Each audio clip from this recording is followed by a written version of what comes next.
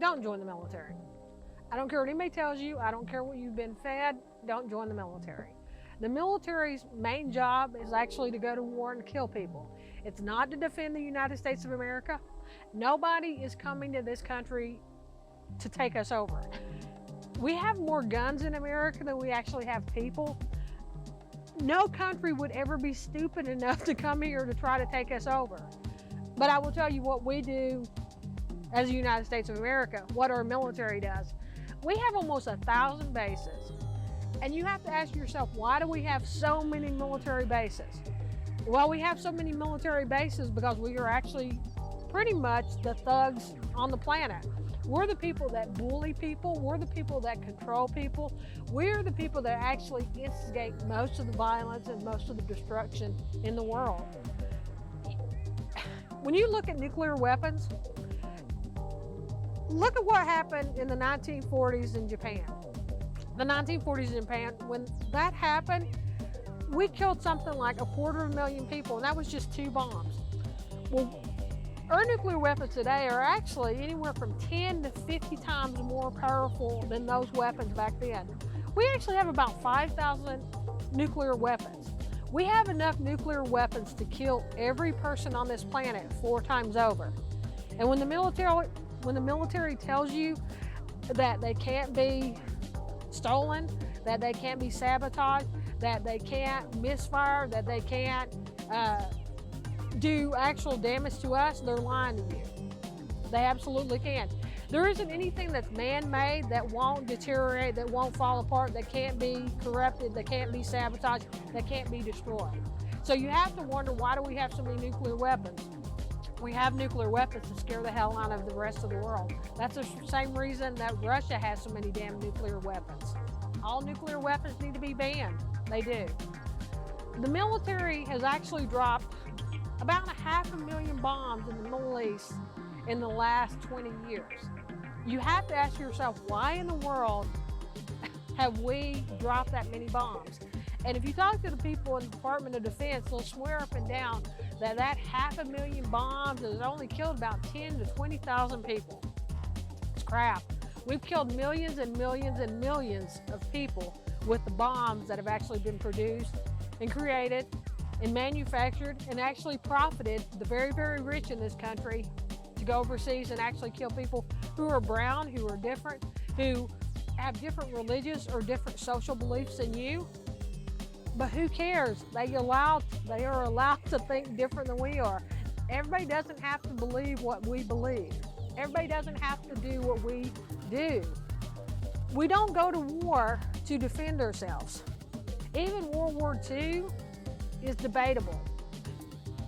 The first war, we and the Allies actually helped create Hitler. We did, because of the sanctions that we put in place that actually starved the people of Germany. So when Hitler came around, he actually tapped into a populace that was so defeated, that was so sad, that was so depressed, that was so hungry, that was so mutilated and destroyed, that he could easily pick them and make them do what he wanted to do. So you have to ask, why have we done wars, and who do they benefit? Because they don't benefit the people. If you did away with wars, all humans would have a much higher standard of living, all humans. But we have wars, so we have poor people.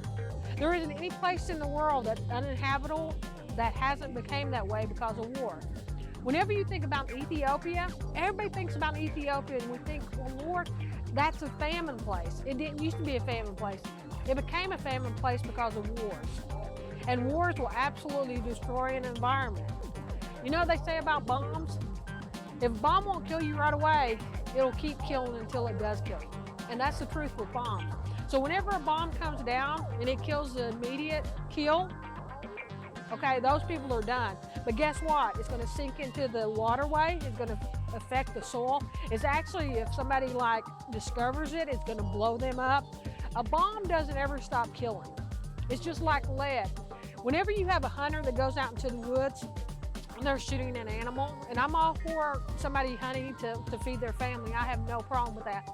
But the point is about the lead. The lead that's in the bullet, that doesn't ever stop killing. So even if it doesn't go into an animal, if it goes into the environment, it gets into the waterway, it keeps killing. So the only thing I can say is don't join the military. It's not at all what you think it is. It'll absolutely brainwash you. It will make you see things different in the world than they actually are.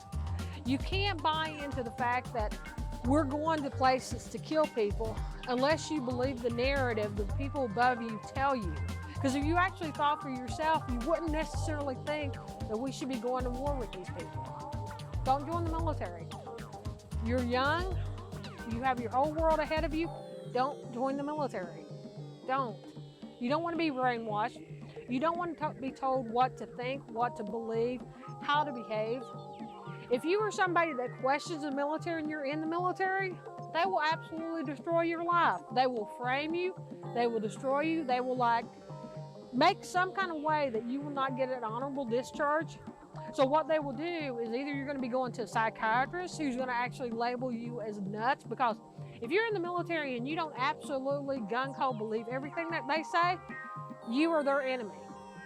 And you don't want to be their enemy, because either they're going to frame you for a crime and they're going to get you out that way, or they're going to send you to a psychiatrist, and the psychiatrist will absolutely give you probably 3 or 4 or 5 or 6 different diagnoses, so that will haunt you the rest of your life. There's a reason why the majority of people that are homeless in America are ex-military. There's a reason, because a lot of them got diagnosed with disabilities that they may or may not have had. A lot of them became disenfranchised with what was happening whenever they did serve. And then a lot of them, after they got out, they had a hard time dealing with the fact that I was a part of that. So the only thing I say is don't join. Don't join the military.